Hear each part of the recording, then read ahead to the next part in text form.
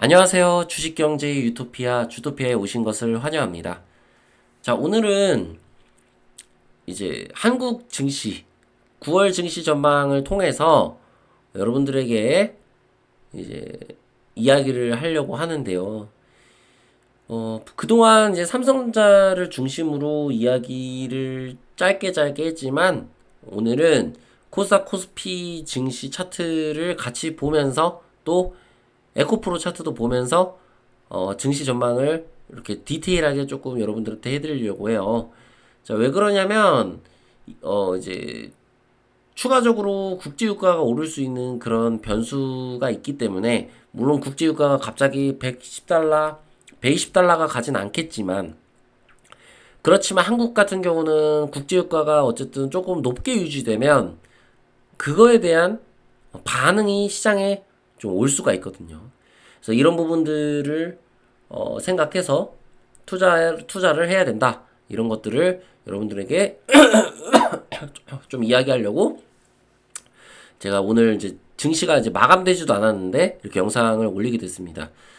자, 그리고 이제 토요일 날, 일요일 날 같은 경우는 제가 이번 주뿐만 아니라 이제 매주가 될 수도 있고 어쨌든 주말 같은 경우는 여러분들이 투자를 하는데 진짜 도움이 되는 진짜 여러분들이 성장할 수 있는 그런 영상들을 찍을 예정입니다.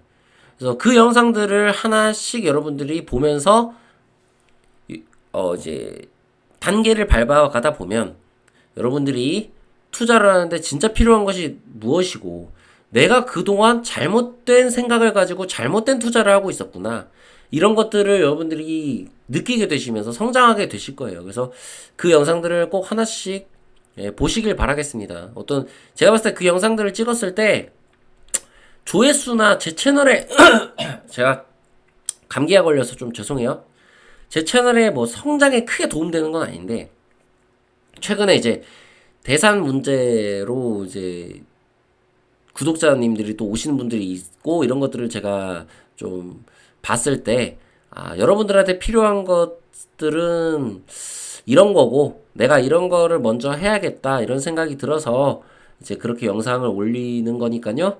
예, 꼭 하나씩 꼭 시청하시길 바라겠습니다. 자, 오늘은 좀 디테일하게 뜯어서 설명을 드릴 거예요. 한국 증시에 대해서. 구독과 좋아요, 알림 설정 부탁드리고요. 자, 웰스파고. 앞으로 인플레이션 압력 커질 거 웰스파고에서 이런 얘기를 합니다. 시장은 올해 들어 두 자릿수 상승했기 때문에 현재 아무도 크게 걱정하고 있지 않다.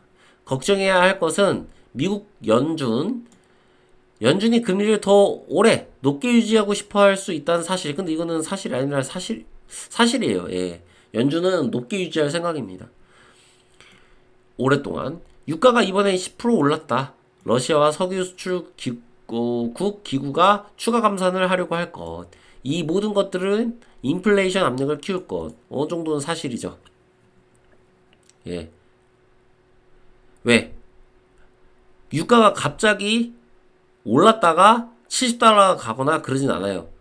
그렇지만 막 해서 120달러 이렇게 가진 않습니다. 지금 뭐 120달러까지, 110달러인가? 여기까지 뭐 전망이 나오는 곳이 있더라고요. 근데 그거는 조금 뭐 오버라고 생각해요. 제가 차트 분석을 해도 그렇고, 미국의 어떤 베네수엘라와의 어떤 그런 합의점들, 그런 것들을 고려했을 때 갑자기 국제유가가 120달러, 110달러 이렇게 가서 고유가를 유지하고 이런 상황이 연출될 가능성은 낮다. 하지만 겨울이고 이런 것들 계절의 특수성까지 고려했을 때는 한 90달러는 유지할 수 있겠죠. 예, 90달러 뭐 이런 거는 가능하겠죠. 근데 갑자기 100달러 이상을 유지하고 요런 가능성은 좀 낮다고 지금 다시 한번 말씀을 드리는 거예요. 자, 그리고 왜 제가 유가에 대해서 지금 뉴스를 하나 보고 제가 환율 보고 이제 차트들을 볼 텐데 국제유가 같은 경우는 한국에는 조금 치명적이에요.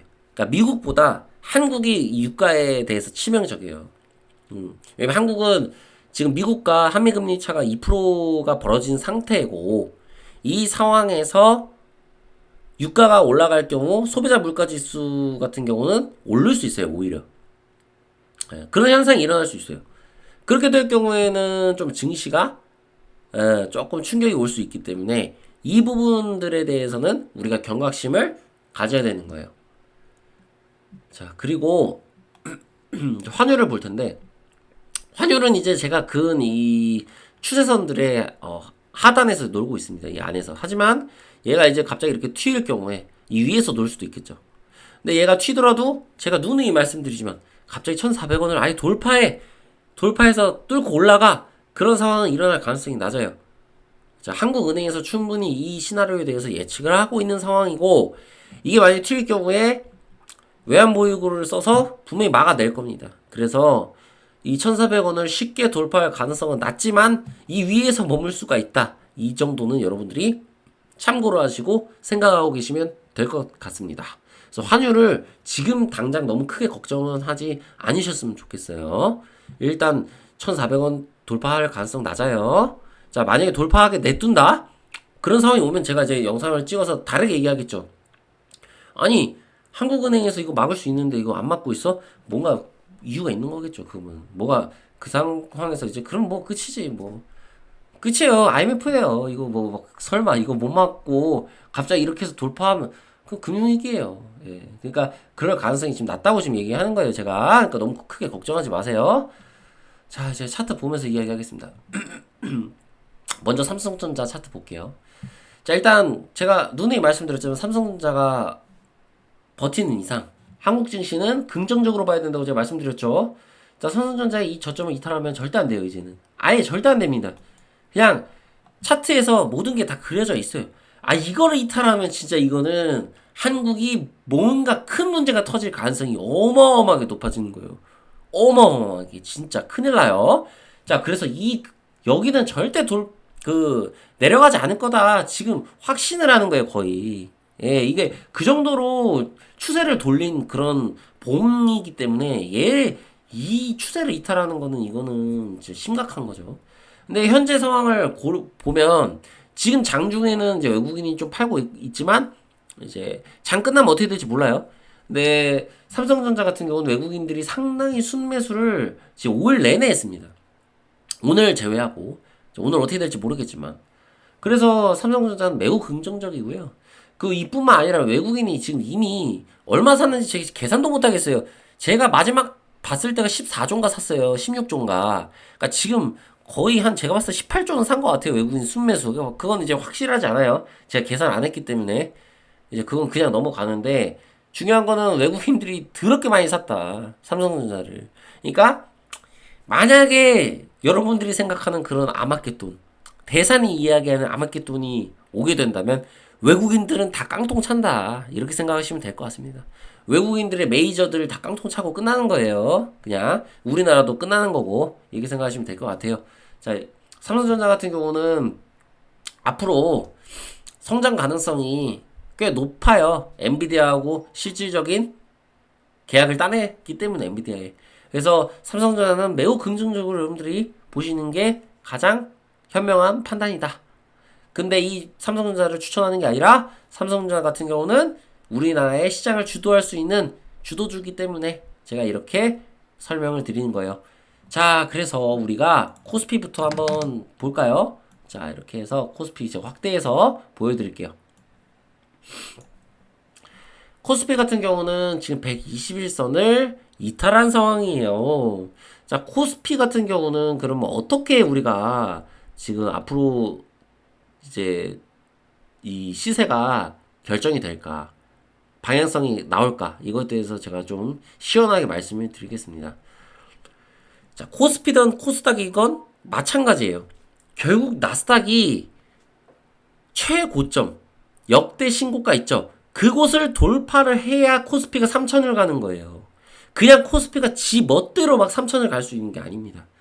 우리가 시장을 긍정적으로 보고 코스피가 언젠가 3천을 갈 거다 라는 것을 생각하고 그렇게 꿈을 꾸면서 주식을 해야 되는 건 맞지만, 나스닥이 완전히 최고점을 돌파했을 때 우리가 3천을 갈 수 있다는 기대를 할 수 있고 당연히 갑니다. 그렇게 될 경우엔 확률이 어마어마하게 높아요. 그 전까지 못 가요. 그럼 나스닥이 지금 조정을 받고 있어요. 제가 9월에 조정을 받을 거라고 얘기를 했어요. 자, 물론 조정을 받고 튈 거라고 결국에는 10월이든 9월 말이든 튈 거라고 얘기는 했지만 결과적으로 나스닥이 조정을 받고 있으니까 당연히 한국 증시도 조정을 받겠죠. 그러니까 코스피 같은 경우는 여기도 이탈할 수 있어요.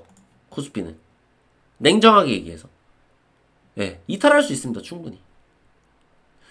코스피 같은 경우는 지금 어디를 지금 이탈을 하면 안 되냐면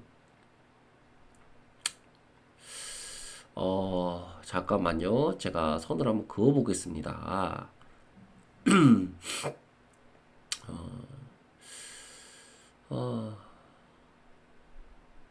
이거 코스피는 제가 좀 이제 이 선을 긋기가 좀 애매하긴 한데요. 일단은 2400 요 라인 이 선을 깨고 내려가는 일이 일어나서는 안 됩니다. 예, 확률은 낮아요. 예, 왜냐면 삼성전자가 크게 밀리지 않을 거기 때문에 밀려도 특정 박스권을 계속 유지할 거기 때문에 그 장대 양봉 근처를 그렇기 때문에 코스피 같은 경우는 삼성전자가 지수 방어를 어느 정도 해주기 때문에 아주 크게 밀릴 가능성이 낮습니다. 그래서 2400도 너무 과하고요. 이거 너무 과해. 과하고 한 2400 초반? 요 부분 되겠다. 이거는 좀 더 디테일하게 나중에 분석을 한번 해드려야 되겠는데 제가 어쨌든 중요한 거는 코스피는 아주 심하게 빠질 가능성은 좀 낮은 상황이다. 현재로서는 그렇게 여러분들이 이해하시고 내가 어떤 종목들을 매수할까 이런 고민들을 하셔야겠죠. 코스피 같은 경우는 아주 크게 밀릴 가능성이 낮다. 지수가. 자, 근데 문제는 우리 코스닥이에요. 자, 코스닥은 이거 빠지면 대산이 엄청 좋아할 겁니다. 난리 날 거예요. 진짜. 아마 풍악을 울릴 가능성이 높습니다. 그 정도로 코스닥 같은 경우는 빠질 경우에 충격이 좀 클 수 있어요. 자, 그 이유에 대해서도 제가 설명을 드릴게요. 코스닥은 충격이 조금 클 수 있어. 코스닥은 여기는 진짜 여기를 이탈하면 안 되겠네요. 코스닥은 미친 짓이네요. 자, 여기 이탈하면 안 돼요. 코스닥은 보이네요. 예. 이 부분에 이탈하면 여러분 코스닥 같은 경우는 진짜 크게 밀릴 수 있어요. 그래서 여기는 우리가 지지를 해줘야 된다. 이 구간. 그리고 코스닥 같은 경우는 이 구간 또 어디 구간이어야 될까요? 여기까지 밀리는 것도 미쳤다. 이거는 말이 안 되고요. 이것도 너무 과하고 이러면 좀 안 되고. 잠깐 요거를 잠깐만요.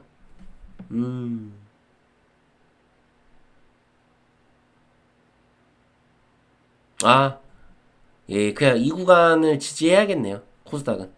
그래서 꽤 많이 빠지죠. 여러분이 생각하는 것보다. 왜냐면 지금 900포인트인데 거의 800포인트까지도 800포인트까지도 열어놔야겠구나. 이 정도까지도 열어놔야겠네요. 여기까지도 빠질 수 있다는 얘기예요. 그럼 10% 이상 빠질 수 있다는 얘기예요. 코스닥은. 여러분 만약에 이제 뭐 미국 나스닥이 120선을 찍으러 내려간다. 나스닥이. 그러면 코스닥은 여기 찍으러 내려가는 거예요. 800. 이렇게 생각하시면 돼요. 왜 코스닥이 조금 더 변동성이 클 수밖에 없냐면 제가 누누이 말씀드렸잖아. 에코프로. 그리고 금양. 그리고 포스코. 어떤 2차전지 관련주의 어떤 버블이라고 얘기했잖아요. 단순히 과일이 아니라 우리가 버블이 꺼지는 과정이 필요하다고 제가 말씀을 드렸잖아요. 그 과정 때문에 코스닥은 좀 만약에 조정을 받을 경우에 좀 크게 조정받을 수 있어요. 좀 다른 거에 비해서 코스피에 비해서 이렇게 이해를 하시고 시장을 접근을 하셔야 돼요. 자, 그래서 여기서 보자. 이제 저기 에코프로 볼게요. 자, 에코프로 제가 예상한 대로 흐르고 있죠. 제가 예상한 거는 결국에 이 박스권 이 근처 간다. 여기 가서 머물 것이다. 이 근처에서 제가 말씀을 누누이 드렸죠. 아마 요 구간에서. 그래서 에코프로가 이렇게 내려오면서 2차전지 관련주들이 좀 폭락을 하겠죠. 얘는 대장이니까 좀 덜 내리는 거고 2차전지 관련주는 여러분들이 생각하는 것보다 좀 더 폭락할 수도 있어요. 그래서 얘가 이제 내려가지고 여기 박스권을 머물면서 코스닥을 끌어내리고 그 과정에서 리밸런싱 되는 증시의 자금들이 골고루 퍼지는 이 과정을 거쳐야 건강한 상승을 보이면서 증시가 오를 수 있어요.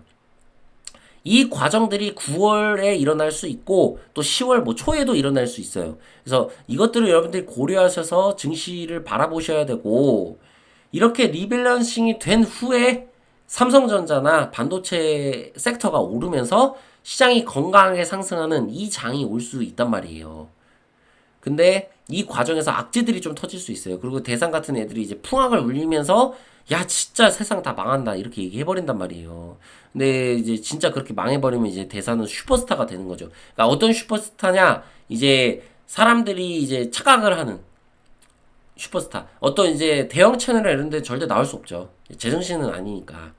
예, 그런 데서 이 사람 이런 사람 이렇게 섭외했다 큰일 나요. 그렇기 때문에 이제 그럴 수는 없지만 음지에서 이제 음, 신이 되겠죠. 예, 대신이 되겠죠. 진짜. 예, 음지에서 이제 신이 될 텐데 여러분들은 이런 거 좀 조심하셔야 됩니다. 근데 그럴 가능성은 저는 굉장히 낮게 보고 있어요. 아주 낮게. 그래서 코스닥이 내린다고 해서 여러분들이 와 진짜 세상 망하는 거 아니야? 유가가 막 오르네.